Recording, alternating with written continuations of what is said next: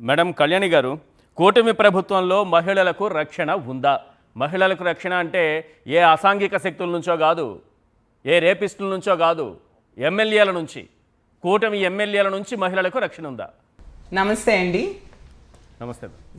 మేము పదే పదే చెప్తూ ఉన్నామండి, ప్రతి సందర్భంలో కూడా ఈ రాష్ట్రంలో మహిళల మీద అత్యాచారం జరిగినా, అఘాయిత్యం జరిగినా, హత్య జరిగినా దాని వెనక తెలుగుదేశం పార్టీ ఎమ్మెల్యేలు కానీ, వాళ్ళ అనుచరులు కానీ, తెలుగుదేశం పార్టీ నాయకులు కానీ ప్రతి సందర్భంలో మనకు కనిపిస్తూ ఉన్నారండి.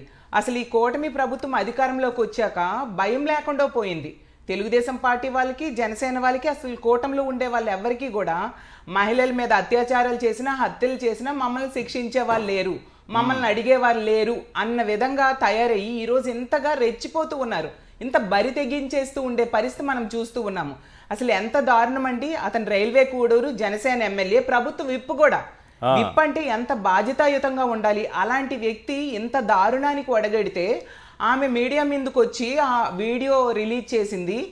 అంటే ఎందుకు ఆ ధైర్యం? మాట్లాడితే పవన్ కళ్యాణ్ గారు చెప్తారు, నేను తాట తీస్తాను, మహిళల మీద ఎవరైనా చెయ్యి వేస్తే వాళ్ళ తాట తీస్తానని చెప్తూ ఉంటారు. మరి వాళ్ళ ఎమ్మెల్యే ఇంత దారుణంగా వ్యవహరిస్తే మరి తాట తీరా నేను అడుగుతూ ఉన్నాను. ఆమెకేమో ఒకవైపు ట్రాప్ చేయడము, తర్వాత లోబర్చుకోవడము, 5 సార్లు అబార్షన్ చేయడము, ఆమెని లోబర్చుకోవడానికి గట్టిగా కొట్టాడంట. ఆవిడ వీడియో చెప్తూ ఉంటే అసలు నిజంగా ఆ వింటూ ఉన్న వాళ్ళ గుండె తరుక్కుపోతుందండి. నిజంగా చాలా దారుణం. ఈ రాష్ట్రంలో మహిళల పరిస్థితి ఎంత దారుణంగా ఉందా? దీనికి కారణం ఒకటే నాకు అర్థమవుతూ ఉంది, ఏంటంటే వీళ్ళు ఇలాంటి తప్పుడు పని చేసే వాళ్ళకి శిక్షించట్లేదు. మాట్లాడితే డైలాగ్స్ మాత్రం చెప్తారు. చంద్రబాబు నాయుడు గారేమో మహిళల మీద ఎవరైనా చేయేస్తే అదే చివరి రోజు అంటారు. చంద్రబాబు నాయుడు గారికి ఒకటే అడుగుతున్నాను, మీ కూటమిలో ఉన్న ఎమ్మెల్యే ఎంత దారుణంగా వ్యవహరిస్తున్నాడు? వీడియో వాళ్ళు కూడా వచ్చాయి కదా, మరి వాళ్ళకి ఎప్పుడు తాట తీస్తారని అడుగుతున్నాను. మరి హోంమంత్రి గారండి, మా పార్టీ కార్యకర్తలు ఏదో జగనన్న బర్త్డే కేకులు కట్ చేస్తే వాళ్ళ మీద కేసులు పెట్టారు, మేకలు కోస్తే వాళ్ళ మీద కేసులు పెట్టడమే కాకుండా నడి రోడ్డు మీద నడిపించారు. మరి హోంమంత్రి గారు, మీ కూటమిలో ఎమ్మెల్యే ఇంత దారుణంగా, ఇంత అసహ్యంగా ప్రవర్తించాడు, ఒక అమ్మాయి జీవితాన్ని నాశనం చేశాడు, ఇలా అత్యాచారం చేయడమే కాకుండా 5 టైమ్స్ అబార్షన్ చేయించడం, ఆమెకు పెళ్లి చేసుకుంటానని మోసం చేసి అలాగే ఆమెని ట్రాప్ చేశాడు. ఈరోజు ఎంత దారుణంగా వ్యవహరిస్తే మీరు అతని మీద కేసులు పెట్టరా? అతన్ని మీ కూటమి నుంచి సస్పెండ్ చేయరా? పవన్ కళ్యాణ్ గారు ముందు సస్పెండ్ చేయాలి అతనికి. అవి ఏమీ చేయకుండా, ఎదుటి పార్టీ వాళ్ళు ఏం చేయకుండా అక్రమ కేసులు పెట్టడానికే హోంమంత్రి గారు కానీ, ముఖ్యమంత్రి గారు కానీ, పవన్ కళ్యాణ్ గారు కానీ ఈరోజు ఉండే పరిస్థితి కనిపిస్తూ ఉంది. ఆవిడ అంత బహిరంగంగా చెప్పింది అంటే ఆమెకి న్యాయం చేయాల్సిన బాధ్యత ఈ ప్రభుత్వానికి ఉందా లేదా అని నేను అడుగుతూ ఉన్నాను. ఆల్రెడీ వాళ్ళు ఒక ప్రెస్ నోట్ రిలీజ్ చేశారు మేడం, చూసే ఉంటారు మీరు. రాజ్యాంగము 22వ తారీఖున ఒక ప్రెస్ నోట్ రిలీజ్ చేశారు. ఈ రాష్ట్ర చరిత్రలో ఏ రాజకీయ పార్టీ కూడా అంత దారుణమైన ప్రెస్ నోట్ రిలీజ్ చేయలేదండి. మీకు అక్రమ సంబంధాలున్నా, మానసిక బలహీనతలున్నా అవి బయటికి రాకుండా చూసుకోండి అనేసి వాళ్ళు ప్రెస్ నోట్ రిలీజ్ చేశారు అనమాట.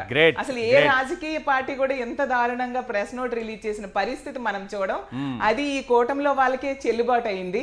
అంటే మీరు ఏ తప్పులైనా చేసుకోండి అనేది వీళ్ళు లైసెన్స్ ఇచ్చేశారు. దానికి మొన్న ఆ సంధ్యారాణి గారి పిఏ చేసిన పని మనందరం చూసాము.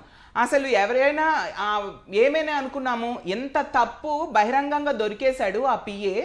ఆ మహిళను లోబర్చుకోవడమే కాకుండా తెలుగుదేశం పార్టీ మంత్రులు, కొడుకులు, అలాగే తెలుగుదేశం పార్టీ నాయకుల దగ్గరికి లొంగిపోవాలని చెప్పి బెదిరించాడని అవి ప్రూఫ్లు చూపిస్తే న్యాయం జరుగుతుందేమని రాష్ట్ర ప్రజలు ఆశిస్తే, నెల రోజుల తర్వాత తెలిసింది ఏంటంటే తిరిగి ఆమె మీద కేసులు పెట్టి ఆమెను అక్రమంగా అరెస్ట్ చేసేశారు. అంటే బాధితురాలను అరెస్ట్ చేశారు. మరి ఇలాంటి సంఘటనలు జరుగుతూ ఉంటే బాధించిన వాళ్ళకి అరెస్టులు చేయకుండా, కేసులు పెట్టకుండా, బాధితురాల మీదే అక్రమ కేసులు పెట్టి వాళ్ళని రిమాండ్ ఖైదీలుగా జైల్లో పెడితే ఈ అమ్మాయికి న్యాయం జరుగుతుందంటారా? వాళ్ళకి ఈ పరిస్థితులు చూస్తుంటే అడుగుతూ ఉన్నాను, ఈ అమ్మాయికి న్యాయం జరుగుతుందా? బాధితురాలకి మేమైతే ప్రభుత్వాన్ని డిమాండ్ చేస్తున్నాం న్యాయం చెయ్యాలి అనేసి.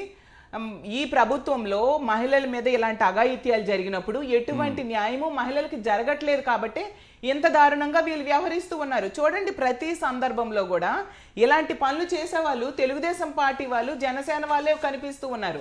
అసలు ఆ రాప్తాడులో 14 సంవత్సరాల చిన్నారికి ఇంచుమించు 6 నెలలండి 14 మంది తెలుగుదేశం పార్టీ కార్యకర్తలు గ్యాంగ్ రేప్ చేస్తే ఏం చర్య తీసుకున్నారండి? మా వైఎస్ఆర్ కాంగ్రెస్ పార్టీ నాయకులు అక్కడ యాజిటేషన్ చేస్తే అప్పుడేమో తూతూ మంత్రంగా కేసులు పెట్టడం జరిగింది. అలాగే జనసేన ఇన్ఛార్జ్ కిరణ్ రాయల్ వలన ఆ లక్ష్మి అనే ఆవిడ వేధింపులకు గురయ్యి ఆవిడ బహిరంగంగా చెప్పినా అతని మీద కేసు ఎక్కడ పెట్టారు? పెట్టలేని పరిస్థితి. అలాగే ఆదిమూలం వలన ఈ ఇబ్బందులు పడి లైంగికంగా ఇబ్బందులు పడిన ఆవిడ తెలుగుదేశం పార్టీ కార్యకర్తే. ఈ రాష్ట్రంలో ఆమెకి రక్షణ ఉండదు అని పక్క రాష్ట్రంకి వెళ్ళి హైదరాబాద్ లో ప్రెస్ మీట్ పెట్టిందండి. మరి ఆ ఆదిమూలం అనే వ్యక్తికి ఏం కేసు పెట్టారు? అరెస్ట్ చేశారా? శిక్షించారా? అలాగే తీసుకుంటే ఈ కొలికిపూడి శ్రీనివాస్ అనే వ్యక్తి ఎమ్మెల్యే వేధింపుల వలన ఒక మహిళా విఆర్ఓ ఏ విధంగా ఆత్మహత్య యత్నం చేసిందో మనం అందరము చూసాము. మరి అతని మీద ఏమైనా కేసు పెట్టారా వీళ్ళు? అలాగే ఆ జనసేన ఎమ్మెల్యే తాలూకా అనుచరులు పంచాయతీరాజ్ డిపార్ట్మెంట్ లోనే ఫీల్డ్ అసిస్టెంట్ గా వర్క్ చేసుకున్న ఆమెకి ఏ విధంగా ఇబ్బందులు పెట్టారు, ఆవిడ ఆత్మహత్య యత్నంకి పూనుకోవడం మనందరం చూసాము. అతని మీద కూడా ఎటువంటి కేసులు లేవు. ఏమి కేసులు పెట్టకపోతే తప్పులు చేసే వాళ్ళ మీద మరి వీళ్ళకి భయం ఎలా ఉంటుంది? అందుకు ఈ రోజు ఈ పరిస్థితి వచ్చింది. ఏకంగా ఈ పరిస్థితి వస్తుందని వాళ్ళకి తెలిసేనేమోనండి. మీరు అన్నట్టుగా వాళ్ళు ప్రెస్ నోటు కూడా రిలీజ్ చేసేసి మీకు ఇలాంటి అక్రమ సంబంధాలైనా మానసిక బలహీనతలు ఏమైనా ఉంటే బయటికి రాకుండా చూసుకోండి అని చెప్పడం జరిగింది. నాకైతే అనిపిస్తూ ఉంది. ఎప్పటికైనా కళ్ళు తెచ్చుకోండి. స్పీకర్ గారేమో రాజ్యాంగం గురించి చెప్తూ ఉన్నారు కదా ఈ మధ్య ప్రతి దగ్గర స్టేట్మెంట్స్. ఎమ్మెల్యే గారేమో వీడియో కాల్ చేసి ఆ చాలా దారుణం. ఒక మహిళగా కూడా సిగ్గుతో తలదించుకుంటున్నారండి. అంతే సార్, అంతే. అసలు నిజంగా ఎంత దారుణంగా బయటకు వస్తే వెంటనే అతన్ని సస్పెండ్ చేయాలి, అలాగే అరెస్ట్ చేయాలి, కేసు పెట్టాలి. ఒక ప్రభుత్వ ఉద్యోగికే రక్షణ లేదు. గతంలో కూడా చూసాం ఆ సంధ్యారాణి పిఏ, అక్కడ కూడా ఒక ప్రభుత్వ ఉద్యోగి మహిళ, ఆమె మీద తిరిగి కేసు పెట్టారు. ఈ విషయంలో కూడా ప్రభుత్వ ఉద్యోగి అసలు లోబర్చుకోవడమే కాకుండా సంవత్సరంన్నరగా ఆమెను లోబర్చుకున్నారు, పెళ్లి చేసుకుంటానన్నాడంట. అలాగే దారుణంగా అసలు ఆ భర్తకు కూడా ఫోన్స్ చేసి ఈ విషయాలన్నిటి గురించి కూడా చెప్పడం జరిగి ఆ హస్బెండ్ కూడా వదిలేయమని చెప్పడం జరిగి ఆ కుటుంబాన్ని ఆ జీవితాన్ని ఆ మహిళ జీవితాన్ని చిన్నాభిన్నం చేసేసాడు ఆ ఎమ్మెల్యే. అంటే బరి తెగింపు అనమాట. ఏమీ జరగదు, ఈ కూటమి ప్రభుత్వంలో శిక్ష ఉండదు. లోకేష్ గారు ఏం చెప్పారండి? మాకు మహిళలంటే చాలా గౌరవం, మా ప్రభుత్వంలో మహిళలకు చాలా రక్షణ ఉంటుంది అని లోకేష్ గారు చెప్పారు కదా. లోకేష్ గారికి ఒకటే అడుగుతున్నాను, మరి మీ ప్రభుత్వంలో మీ కూటమి ఎమ్మెల్యే ఎంత నీచానికి ఒడగట్టాడు కదా, మీరు ఏమి చర్య తీసుకుంటారు? ఆ మహిళకి ఏంటి మీరు న్యాయం చేస్తారని లోకేష్ గారిని అడుగుతున్నాను. ముఖ్యంగా మహిళా హోంమంత్రి నిజంగా ఆవిడ జగనన్న తిట్టడానికి తప్ప ఆవిడకి హోంమంత్రి పదవి ఎవరు సార్? లోకేష్ గారు ఈ ఎమ్మెల్యే పైన చర్య తీసుకుంటే అన్నయ్య పవన్ కళ్యాణ్ గారికి కోపం వస్తుంది కదా అంటున్నా. నిన్ననే ఆలింగనం చేసుకున్నారు. అవును సార్, అవును సార్. వాళ్ళు తప్పులు చేసిన వాళ్ళకి శిక్షించరు. ఆ మహిళా హోంమంత్రి నిజంగా వేస్ట్ అండి. ఆ పదవి ఎందుకు ఇచ్చారు అర్థం కాదు. జగన్ తిట్టడానికి మా పార్టీ వాళ్ళ మీద అక్రమ కేసులు పెట్టడానికి ఆవిడకి ఇచ్చారు తప్ప ఆవిడ ఏం చేసిందండి? ఎంతమంది మహిళలకి ఈ కూటమిలో అలాగే కార్యకర్తలు చేస్తూ ఉంటే. ఒకసారి బాధితురాలి బయట ప్లే చేయండి. ఆ వీడియోలో ఉన్న మహిళను నేను రైల్వే కోడూరులో గవర్నమెంట్ జాబ్ చేస్తూ ఉంటాను.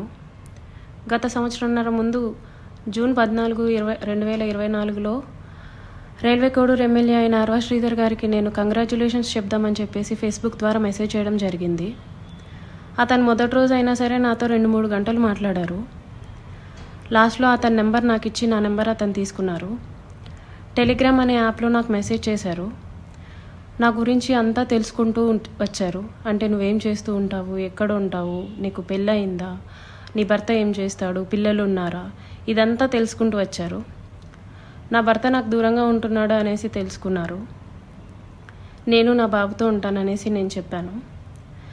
అలా అనుకోవద్దు, నువ్వేం ఒంటరివి కాదు, నీకు నేనున్నాను, ఎటువంటి సిచ్యువేషన్ అయినా సరే నేను నీకు ఉంటాను అని చెప్పేసి నెక్స్ట్ డే నుంచే నాకు అటువంటి ప్రామిసులు చేయడం జరిగింది, అటువంటి భరోసాలు ఇవ్వటం జరిగింది ఆయన నుంచి. సరే అని చెప్పేసి నేను నార్మల్గానే మాట్లాడుతూ వచ్చాను. ఒక 2 రోజుల తర్వాత ఆయన నా న్యూడ్స్ అడగడం స్టార్ట్ చేశారు. వీడియో కాల్స్ చేయని చెప్పేసి బలవంతం చేయడం స్టార్ట్ చేశారు.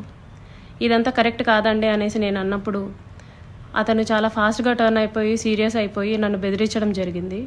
ఇది నా కోడూరు, నా నియోజకవర్గం, నువ్వు ఒక చిన్న ఎంప్లాయీవి, నీకు ట్రాన్స్ఫర్ చేయాలన్నా సరే నేనే దిక్కు, నీ మీద ఎంక్వైరీలు వేయిస్తాను, నీ కొడుకు నువ్వు ఒక్కరే ఉంటారు, జాగ్రత్త మరి చూసుకో అని చెప్పేసి బెదిరించడం జరిగింది. అయినా కూడా నేను న్యూస్ పంపలేదు. కానీ దాని తర్వాత నుంచి కలుద్దామని చెప్పేసి నన్ను చాలా టార్చర్ చేయడం జరిగింది. కలుస్తావా లేదా అని చెప్పేసి బెదిరించడం జరిగింది. నేను కలవను అని చెప్పేసి జూన్ 14 నుంచి ఒక 20 రోజుల దాకా నేను అసలు కలవను అని చెప్పేసి భయపడుతూనే చెప్పాను. భయపడుతూనే నేను ఇగ్నోర్ చేస్తూ వచ్చాను.